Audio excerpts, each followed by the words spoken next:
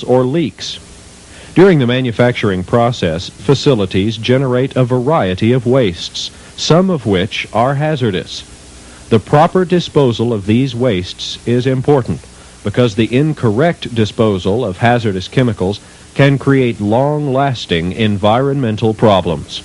Improper disposal can lead to possible groundwater or soil contamination, fire, or other catastrophe.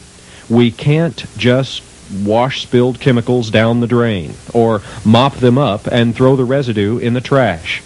Each chemical has specific procedures that must be carefully followed. Even small spills can become big problems if not handled quickly and properly. Section 8 explains the type of protective equipment or engineering controls required to reduce exposure.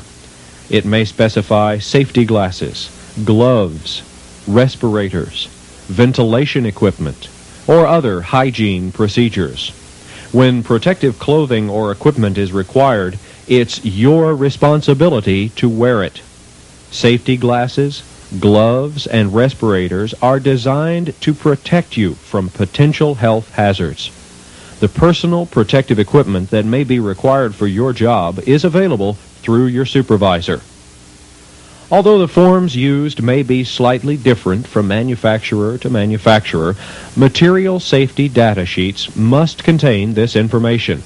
The information on the data sheet is standard. Understanding this information is one of the goals of this program. It's your right to know, and the information is available. All you have to do is ask your supervisor. Last but not least is chemical signs and labels. Generally, every in-house chemical container, regardless of size, must be labeled with health, flammability, and reactivity information pertaining to its contents. Frequently, chemicals are shipped in larger containers that are properly labeled, but smaller containers used on the manufacturing floor may not be labeled with the same information. It's up to you to identify the contents of all chemical containers. There have been thousands of accidents and injuries because containers were mislabeled or not labeled at all.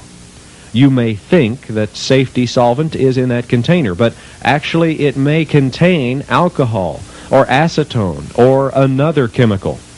Don't use containers that aren't properly identified.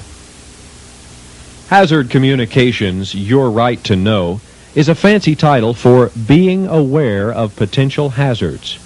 Reading and following the precautionary information contained on chemical labels is your responsibility. If you want more information about a particular chemical, ask your supervisor or safety coordinator for the Material Safety Data Sheet. This information won't do you any good if you don't put it to use. Chemicals in today's society are here to stay. Chemicals, many of which are safe to use, must be treated with respect. You must always follow the chemical manufacturer's recommendations and instructions. Never mix any chemicals unless you have been trained and authorized to do so. Even at home, improper mixing of chemicals can be extremely hazardous. If you mix a common household chlorine cleaner with ammonia, it can form a deadly gas called chloramine. Of course, avoid a very common mistake of thinking more is better. You've all done it, like adding just a bit more of the cleaner or liquid so it will do a better job. If the label specifies 1 tablespoon, don't think 2 or 3 tablespoons will work 2 or 3 times better. Follow the directions. Well, that's about it for now, but it's really up to you to work and act safely.